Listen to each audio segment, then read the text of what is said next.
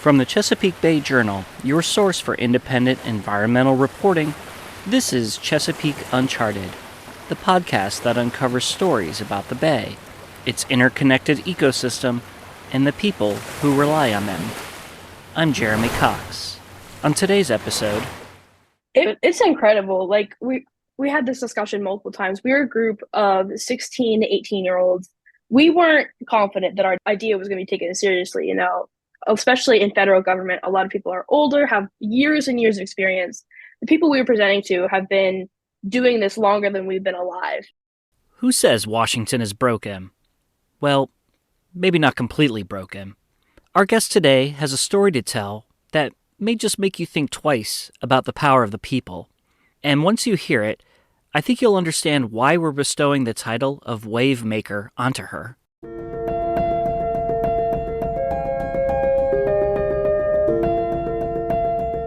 Grace Ziegmont lives in suburban Pennsylvania, not far from Harrisburg. She is 16 years old, our youngest wave maker so far. She is homeschooled and has one sibling, a younger sister. She's into nature, especially birds. One of the highlights of her young life, as she tells it, was getting to see Atlantic puffins during a trip to Maine last summer. So, maybe she's not your typical teenager. But maybe she's not all that different. A 2021 survey conducted by the Pew Research Center shows that millennials and Gen Z adults stand out for their devotion to protecting the environment.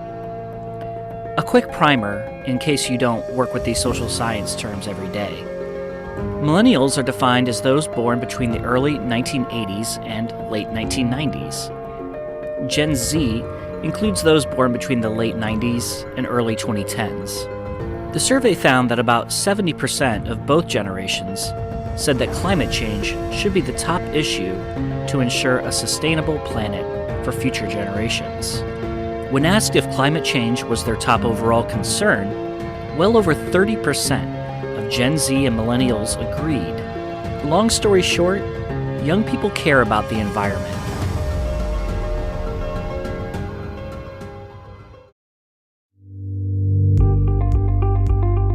Welcome to Season 3 of Chesapeake Uncharted. This time, our team here at the Bay Journal is interested in hearing from a younger generation of Bay leaders, the people who weren't born when the Chesapeake Bay cleanup formally began 40 years ago. With the Bay restoration effort facing its current set of cleanup goals in 2025, this felt like a good time to go searching for some inspiration. Each episode spotlights one of these wave makers. Today, our guest is Grace Ziegmont.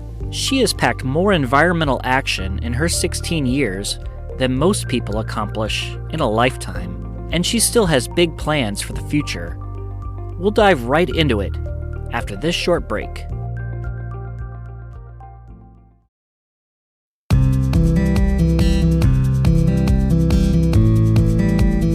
Hi, this is Laura Lutz, editor at the Chesapeake Bay Journal. I hope you're enjoying our podcast, and I'd like to invite you to join the community of Bay Journal readers. If you care about climate change, wildlife, clean air, healthy communities, and of course the Bay and its rivers, you'll find news you can use at the Bay Journal, along with some great ideas for outdoor travel. Our subscriptions are free. Check us out at bayjournal.com and click on subscribe to start receiving the best independent environmental news in the Bay region.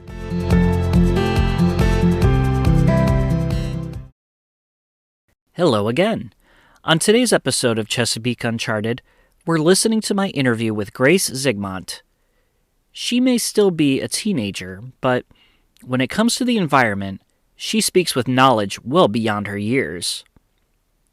Much of that can be traced to her participation in 4-H, the venerable youth organization that emphasizes experiential learning in the outdoors. Yeah, it's much more than raising prize pigs for the county fair. Ziegmont is active in archery, air pistol, wildlife activities, and the Teen Council.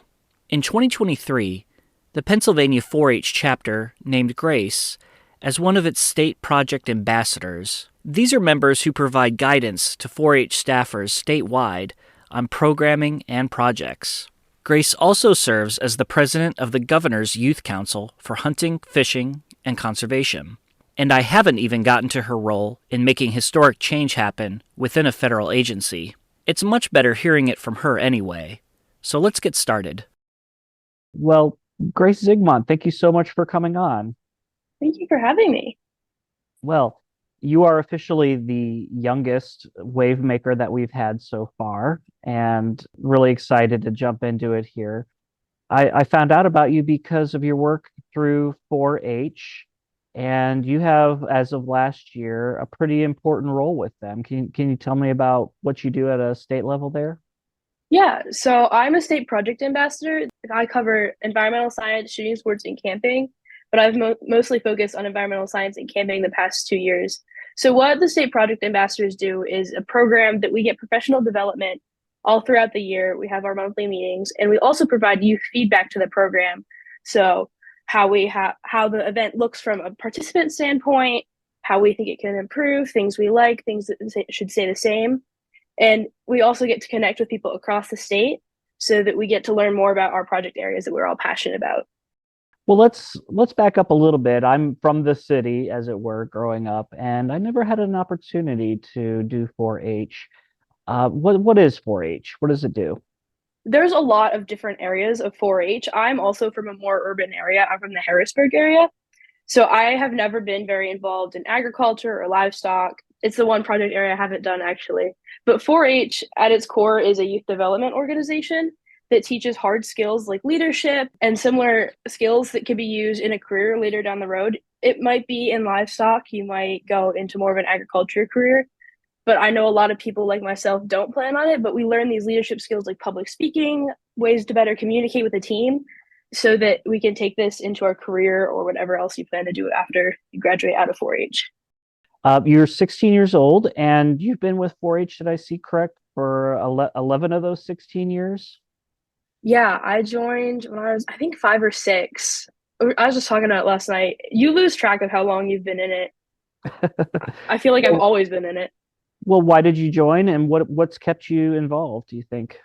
I joined because my mother decided, you're homeschooled, you need to go talk to more people, which I was at first very opposed to. I wasn't very social. But 4-H kind of threw me out of that. And I've gotten involved in every aspect of 4-H I can, from leadership. I'm a club officer. I'm our club president at the moment. So I lead meetings, get to talk to other people from my club that are a lot younger than me and kind of mentor them.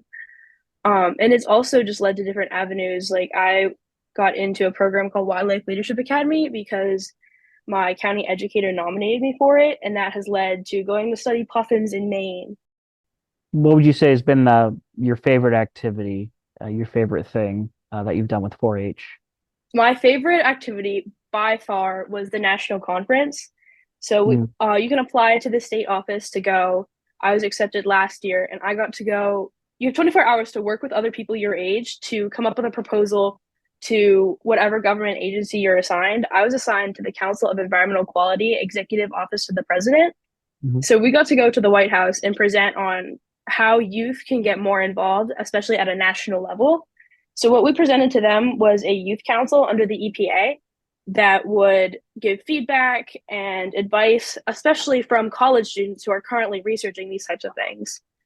It was accepted and started, their first council started in October, which is super exciting to see. Like it started out as like I was going to club meetings every month, and now our ideas are being used on a national scale.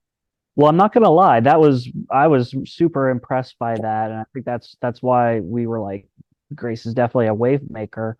How did you come to settle on that as your idea of creating that youth council within EPA? So all 20 of us had some sort of experience with leadership in 4-H. Obviously, we had applied to this national conference. So one thing we all agreed was that our feedback has been beneficial, at least slightly, in our programs across the country and across different U.S. territories. So we were like, this isn't really a thing that's in our government. There's a couple on a state level, like Pennsylvania has a state governor's youth council, but a lot of states don't. And there's never been a national youth council. So we started researching it, and we found that at the time, there was only one youth council globally that's on a national level that was in the UK. So we're like, why can't we replicate this? Right. Reading from the press release, it says EPA established the National Environmental Youth Advisory Council in 2023 to provide independent advice and recommendations to the administrator, Michael Reagan at this point, on how to increase EPA's efforts to address a range of environmental issues as they relate to youth, with an emphasis on communities below 29 years of age. So is that pretty much what you all had pitched at the time, or do you feel like they tweaked a bit? There are definitely differences of just like logistics. Like I think we had it set to slightly younger, Mhm. but it's at the core the same. Something that was important to us was the diversity aspect of it because the US is so broad. There's so many different cultural groups and just it's just so diverse that we didn't want it to be a lot like our government. Well, we sat down, we looked at the government, we're like, this is a lot of old white men. Mhm. So how can we change this? So we made it a point to say, hey, we want someone from two people from each region of the US and then two people from US territories and US tribal land so that we have this feedback from people who are usually not uplifted. Absolutely. So there's 16 members, it says. It is, in fact, the first ever EPA committee or council to be occupied by young people. The current members are all age 16 to 29, and they did put an emphasis on memberships who represent, environmental justice type communities. And to be clear, you are not a member yourself, correct? So, but I Now, suppose in the future, right? I mean, yeah, beginning, right? hopefully. What was it like going in? You were at the White House to Yeah, pitch? we're in, there's kind of like some office buildings off the White House, which is Mhm. where we presented. It was terrifying. Again, they were No. all much older than we were. I think the youngest was in her 30s. Like, we're a bunch of teenagers who are from mostly rural America. Like, we have no experience in this. But they were super welcoming. They were very excited to hear what we had to say. They asked a ton of questions, and we could tell they really care and they really want to get involved with youth. It's just an obstacle. How do we get involved with youth? We've talked a little bit about how the upper echelons of government can be older and, homogenous and that sort of thing. Why do youth voices matter? I mean, some of you aren't even old enough to vote yet. Yeah, 18% of the country is under 18. It changed. Hold on. It's 23% of the country's population is under 18. Yet there's no opportunity to give feedback. And especially with college students, these people are actively researching and actively studying their field. Why can't they be the ones to give feedback? They have the most up-to-date research, they're doing the research. Why is it that they have to report to someone to give that information? Why can't they give that information themselves? What role do you see this council playing? What would you like to see them speak on and affect change? I don't know. I know we discussed, like, for example, this all happened around the time that the train derailed in Ohio Mhm. and caused the oil spill. So The in East that case, Palestine, right? yeah, in that case, they could have given feedback of like, this is how we best think it could be cleaned up. This is what's worked in the past. This is a new idea that might not be thought of. Like, for example, when we proposed this, one of the first things said by one of the chairs of this committee was, wow, I can't believe we didn't think of this. Mm. So youth have a different standpoint. A lot, especially diverse youth from underserved communities, have a different background than a lot of these people and have new ideas that might not have been even considered before. Where does your love for the environment come from? I've always kind of been interested in wildlife and just the environment in general. I joined my first 4-H club was a wildlife club, which I'm still involved with. So it's always just since I was 5, like it's always been there. It's always something like we go on hikes, we go fishing, we go kayaking, and I'm lucky enough to live in a very rural space surrounding where I live. Like, yes, I live in the suburbs, but there are tons of state parks. There's very green and rural areas around me that I have access to. I got involved with shooting sports in middle school, and that has also opened up a lot of environmental stuff because it's mostly outside. It's mostly like one of my clubs, we shoot on someone's farm. Like it's very rural, Mhm. and you get to interact with the environment more. Right, you were saying before we got on here, it's not hunting. I guess it's like target sports then.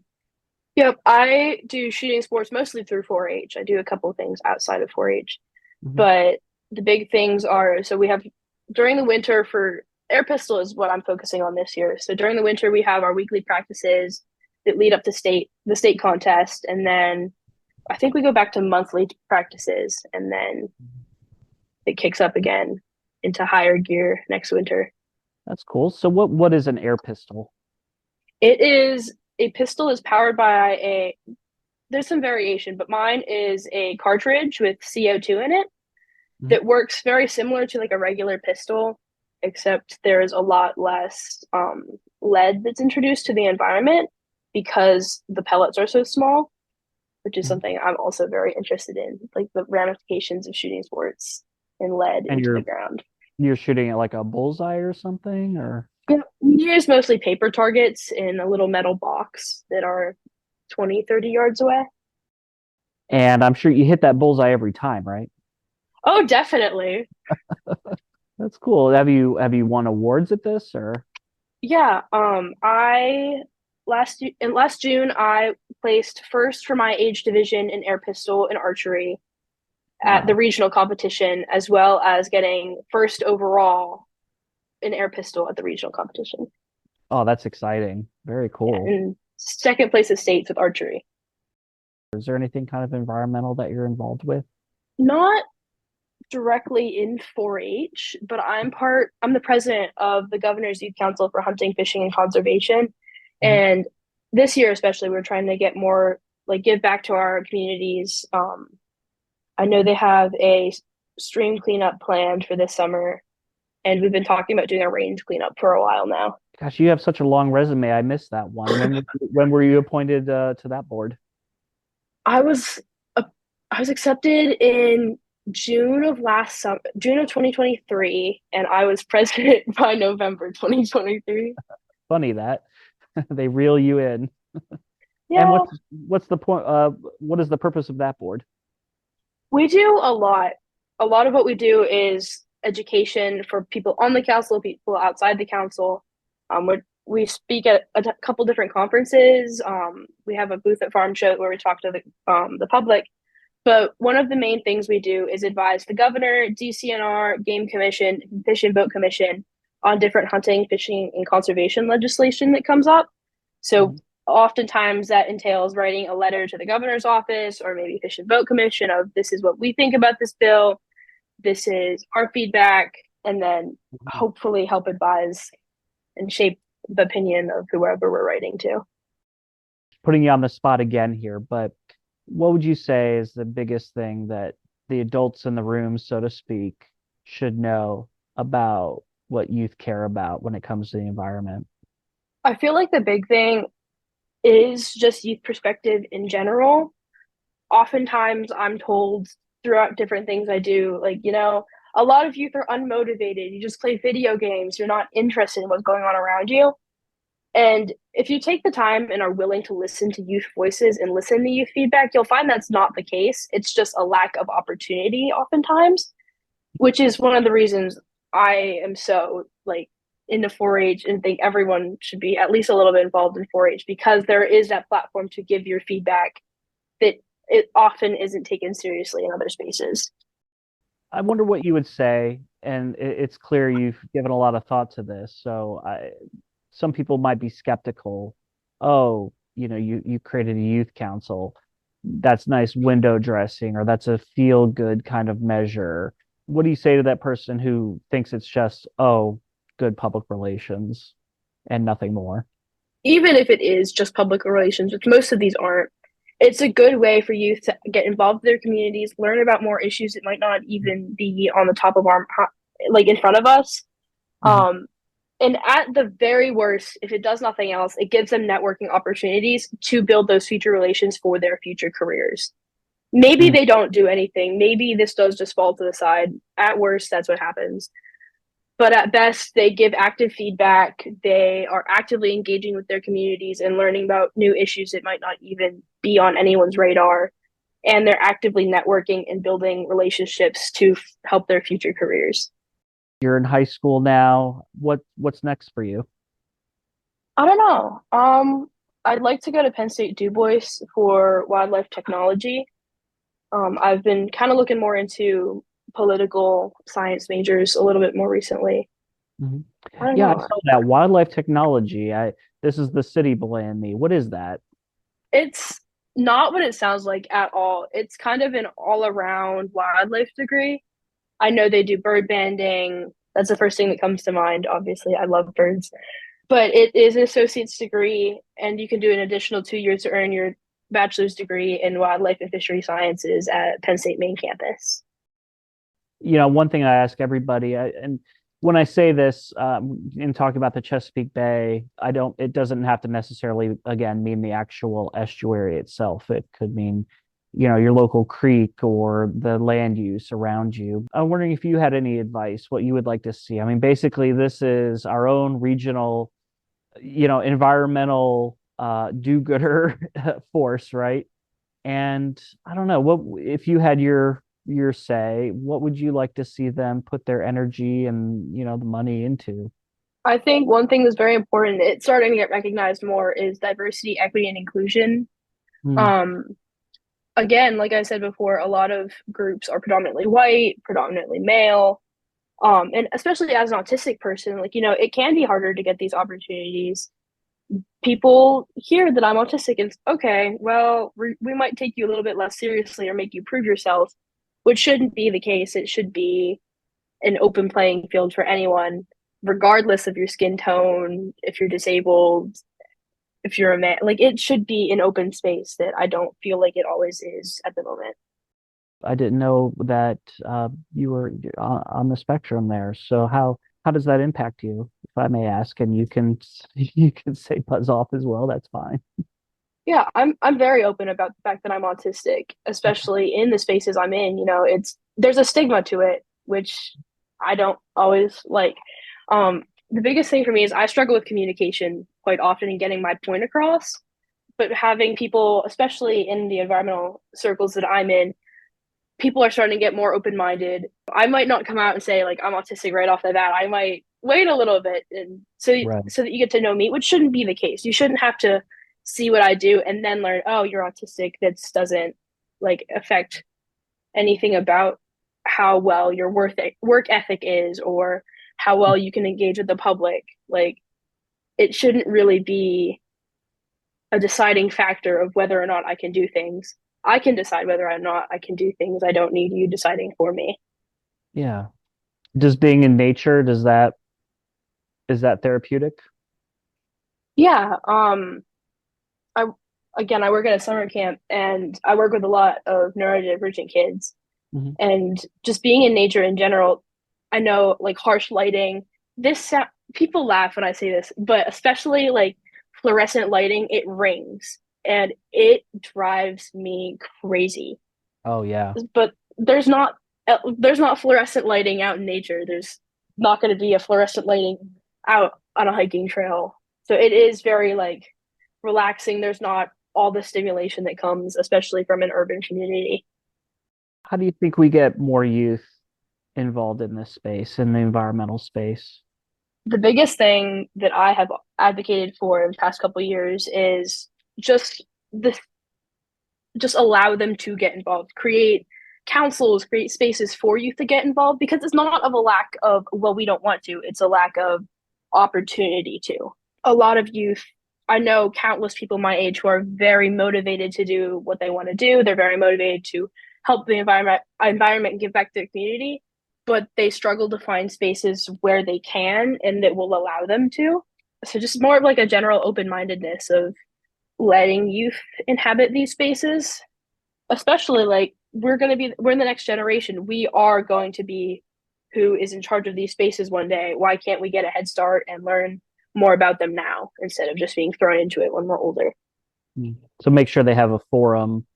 If you build it, they will come. Yeah.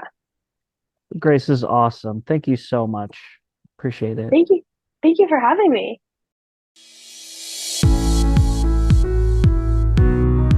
Chesapeake Uncharted is brought to you by the Bay Journal, your source for independent environmental news in the Chesapeake region. Production for this episode was by me, Jeremy Cox. The story was edited by Laura Lutz. Our marketing and advertising director is Jackie Kane. You can find more episodes of Chesapeake Uncharted on your favorite streaming service or at ChesapeakeUncharted.com. If you like what you're hearing, sign up for a free Bay Journal news subscription at BayJournal.com. Until next time, this has been Jeremy Cox. Take care.